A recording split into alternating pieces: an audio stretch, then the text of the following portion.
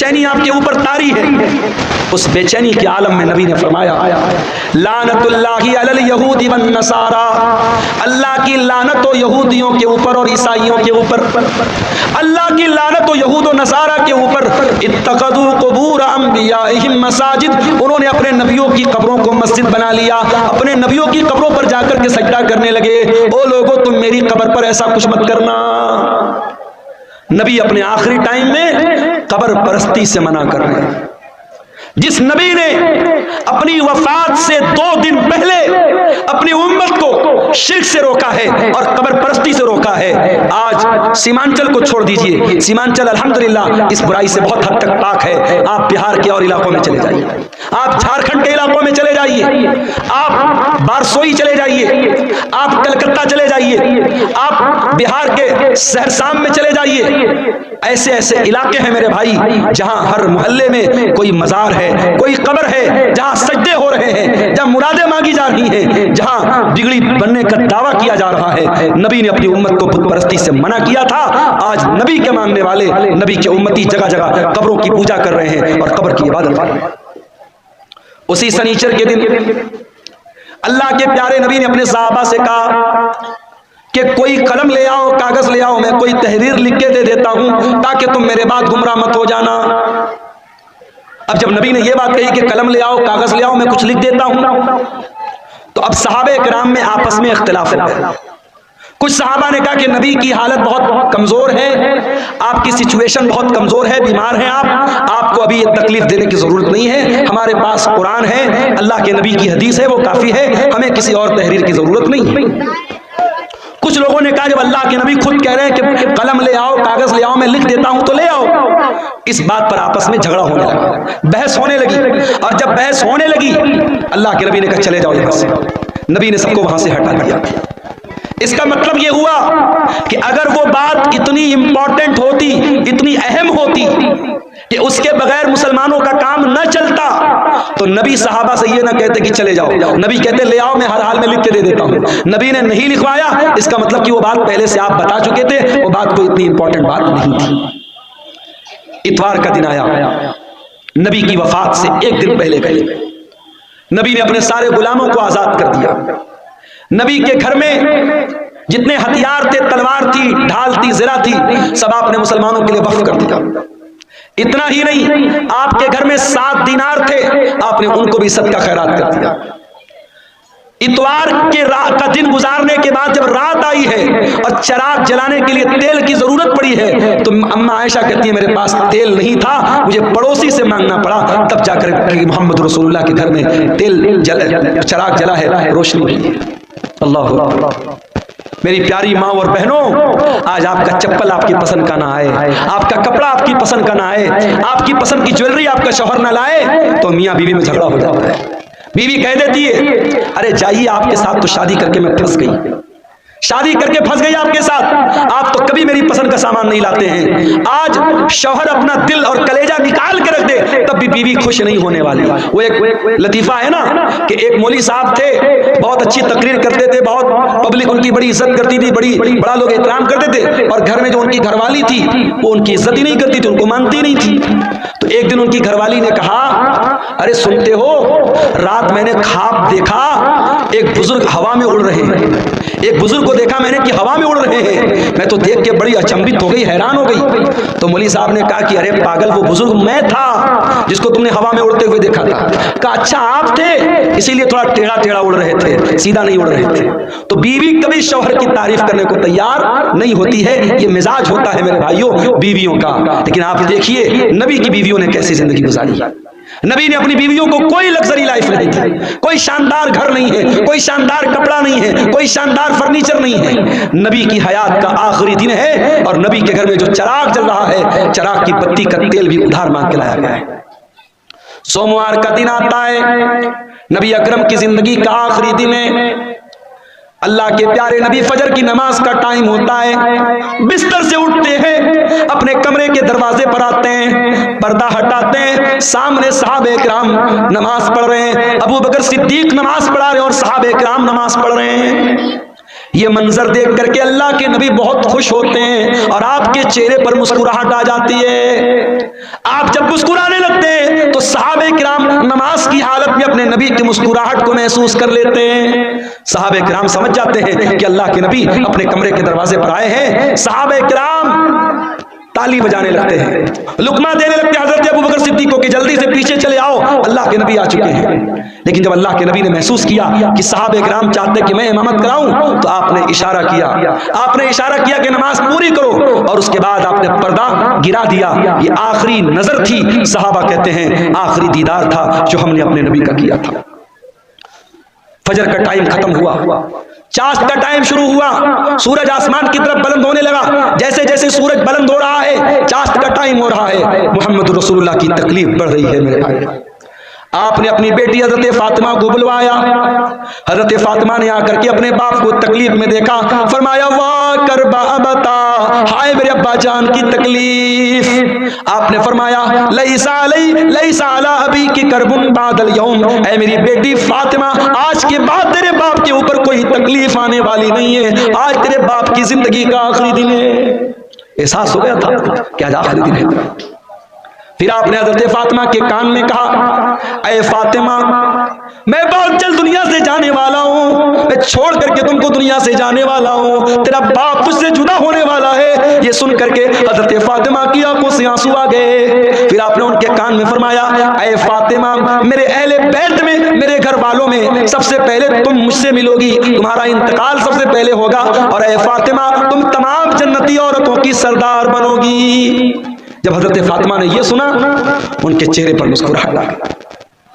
आपने हसन और हुसैन को बुलाया, उनकी पेशानी को चूमा और लोगों से कहा कि मेरे ये नवासे हैं, इनका ख्याल करना, इनके हुकूक का ख्याल करना, इनके साथ कोई जुल्म न होने पाए। फिर आपने अपनी बीवियों को बुलवाया, तमाम बीवियां इकट्ठा हो गई। आपने उनको वाज़ो नसीहत की, उनको समझाया, उनको अच्छी अच्छी बातें बताई। उसके बाद आपने ये भी फरमाया, दो चीजों की आपने वसीयत की। उस बेचैनी के आलम में जब आपकी जबान से अल्फाज भी सही तरीके से नहीं निकल लेते, आपने फरमाया अस्सलात अस्सलात व मा मलकत ईमानुकुम, ओ लोगों नमाज की पाबंदी करते रहना, नमाज का ख्याल करते रहना और अपने गुलामों का, अपने नौकरों का, अपने मातहतों का ख्याल करना। नमाज की पाबंदी करना और अपने अंडर में काम करने वाले अपने नौकरों, अपने खादिमों का खास ख्याल करना। हजरत अब्दुर्रहमान इब्न अबू बकर मिसवाक लेकर के आए, नबी की नजर मिसवाक पर पड़ गई। आपने हजरत आयशा को इशारा किया कि मैं भी मिसवाक करना चाहता हूं। हजरत आयशा ने अपने भाई से मिसवाक ली और मिसवाक को अपने दांतों से नरम किया और वो मिसवाक अल्लाह के नबी को दे दी। अल्लाह के प्यारे नबी ने अपनी वफात से कुछ देर पहले मिसवाक किया। उलमा कहते हैं अगर किसी को अंदाजा हो जाए कि मेरा इंतकाल होने वाला है, मेरी मौत होने वाली है, आखिरी टाइम में मिसवाक करना भी अल्लाह के नबी की सुन्नत है। उसके बाद आपने वहीं पर एक प्याले में पानी रखा हुआ था, आपको अपने ऊपर मौत की सख्तियां महसूस हुई। क्या बात है, क्यों उठ रहे हैं आप? बारिश हो रही है चंदा के लिए। मेरे भाइयों, इलाका इतना पिछड़ा हुआ है। मुझे याद है जब कारी साहब ने मुझको बुलाया था और मैं जहां ठहरा हुआ था, रात भर मच्छरों ने मेरा जीना हराम कर दिया था, कीड़ों ने, मच्छरों ने।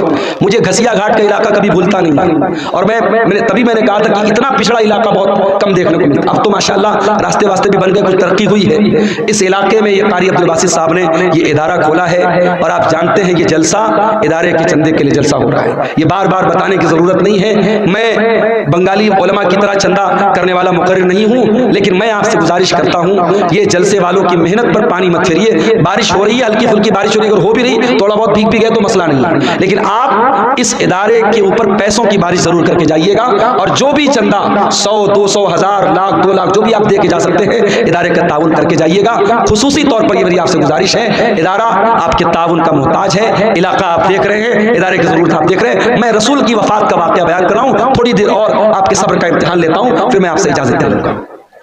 अल्लाह के नबी का आखिरी टाइम है मेरे भाई, और मौत की शिद्दत आप महसूस कर रहे हैं। आपने मौत की उस शिद्दत में अपने चेहरे पर पानी डाला और आपने कहा अल्लाहुम्मा इन्नी अला सकरातिल मौत, ऐ अल्लाह मेरी मदद कर, मौत की सख्तियों पर मेरी मदद कर। हजरत आयशा कहती हैं कि नबी के ऊपर जब मैंने मौत की सख्ती को देख लिया, उस वक्त तक मैं मौत की सख्ती को बुरा समझती थी, मगर जब अपने नबी के ऊपर मैंने मौत की सख्ती को देखा तो मैं समझ गई कि मौत की सख्ती बरहक है और मौत की सख्ती किसी के ऊपर भी आ सकती है। फिर आपने आसमान की तरफ हाथ उठाया, आपने फरमाया मार रफीक़िल आला, ऐ अल्लाह मुझे सबसे बेहतरीन लोगों की सोबत अता फरमा, मअल लज़ीना अनअमता अलैहिम मिनन नबिय्यीन वस्सिद्दीक़ीन वश्शुहदाई वस्सालिहीन। ऐ अल्लाह अपने नबियों के साथ मुझे उठाना, अपने सिद्दीक़ीन के साथ मुझे उठाना, अपने नेक बंदों के साथ उठाना। इतना कहने के क्या कीड़े मकोड़े भी जो है ना, अपने नबियों के साथ है अल्लाह ताला मुझको उठाना। और यही पढ़ते हुए अल्लाह के नबी ने अपने हाथ उठाए और आपके हाथ जमीन पर गिर गए और आपकी रूह आपके बदन से निकल गई और अल्लाह के आखिरी नबी भी अल्लाह को प्यारे हो गए।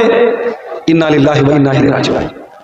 ये मंजर था अल्लाह के नबी की वफात। और जब आपकी वफात हो गई, सहाबे किराम पर जो बीती थी मेरे भाइयों, वो बयान के बाहर थी।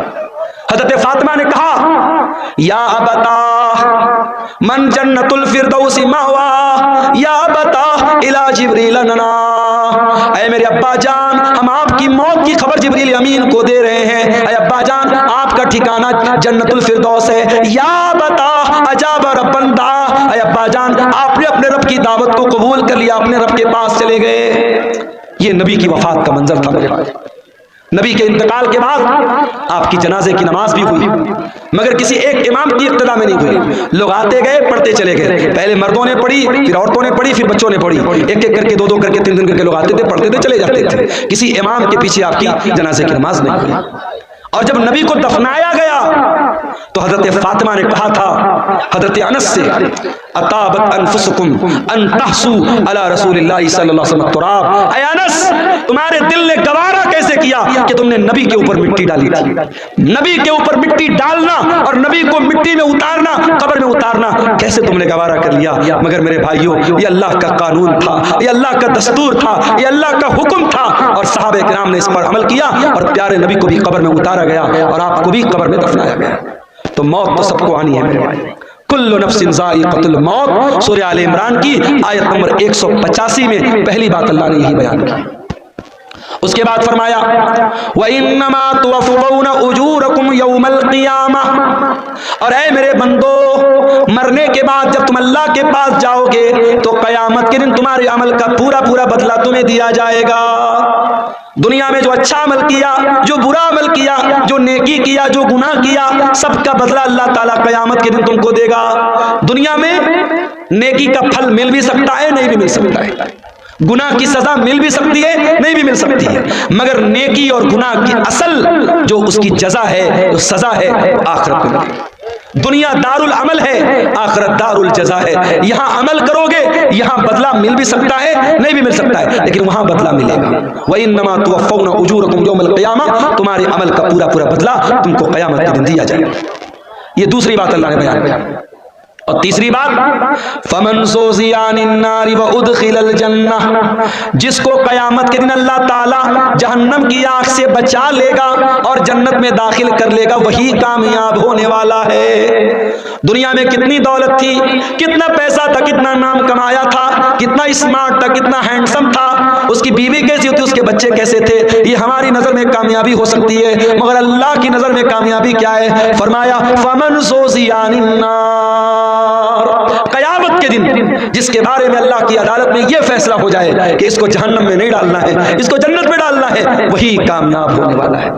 मेरे भाई, दुनिया में कोई आईएएस का एग्जाम पास कर ले, कोई आईपीएस का एग्जाम पास कर ले, कोई पुलिस की भर्ती का एग्जाम पास कर ले, कोई टीचिंग के एग्जाम में पास हो जाए, अखबार में नाम आता है, घर वाले मिठाई बांटते हैं, मेरे बेटे ने नीट पास कर लिया, मेरा बेटा आईएएस के एग्जाम में पास हो गया, मेरी बेटी ने मेडिकल का एग्जाम पास कर लिया। जरा सोचो कितनी खुशी का लम्हा होगा जब क़यामत के दिन अल्लाह की अदालत में यह फैसला होगा, मेरा ये बंदा पास हो गया, ये मेरा बंदा पास हो गया, इसको जन्नत में लेके जाओ।